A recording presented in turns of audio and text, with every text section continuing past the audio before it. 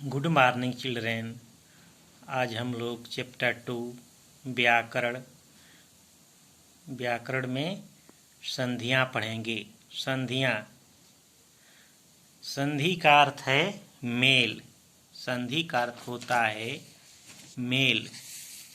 जब दो शब्द एक दूसरे के निकट आते हैं तो पहले शब्द के अंतिम वर्ण तथा दूसरे शब्द के पहले वर्ण में मेल होता है, तो संधि का अर्थ है मेल।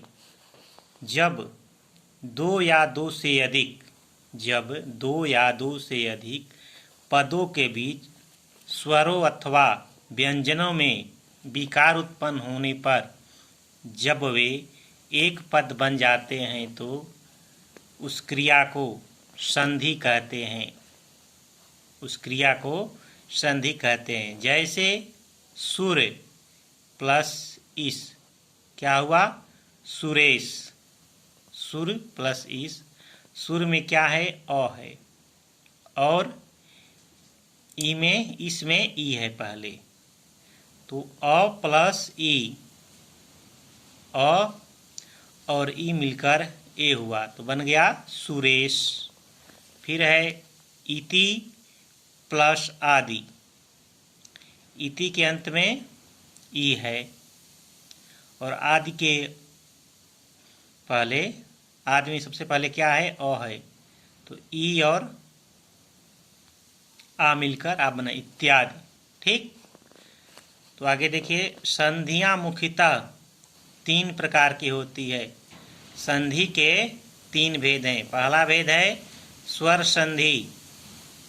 संधि का पहला भेद है स्वर संधि, दूसरा व्यंजन संधि, तीसरा विसर्ग संधि।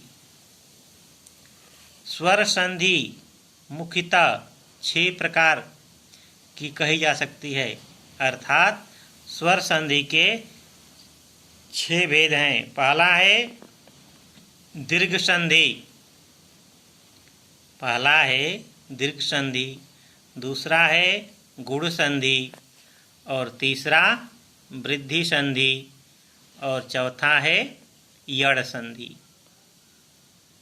पांचवा अयादि संधि और छठा पूर्व रूप संधि। तो स्वर संधि के मुख्य 6 भेद हैं। ठीक, आगे देखिए, संस्कृत में लकार। संस्कृत में 5 लकार होते हैं। संस्कृत में 5 लकार हैं। पहला है लट लकार।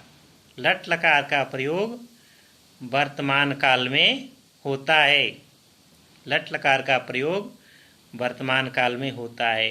दूसरा है लोट लकार। लोट लकार का प्रयोग अज्ञा अर्थ में होता है। लोट लकार का प्रयोग अज्ञा अर्थ में होता है। तीसरा है लंग लकार। लंग लकार का प्रयोग भूतकाल में होता है। लंग लकार का प्रयोग भूतकाल में किया जाता है। ठीक, चौथा है विधिलिंग।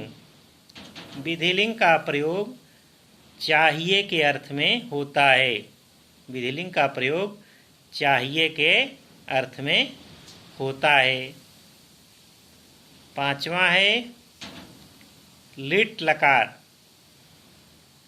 पांचवा क्या है? लिट लकार। लिट लकार का प्रयोग भविष्यत काल में होता है। तो पहला हुआ लकार के भेद में, पहला लट लकार, दूसरा लोट लकार, तीसरा लंग लकार, चौथा विधिलिंग, और पांचवा है लिट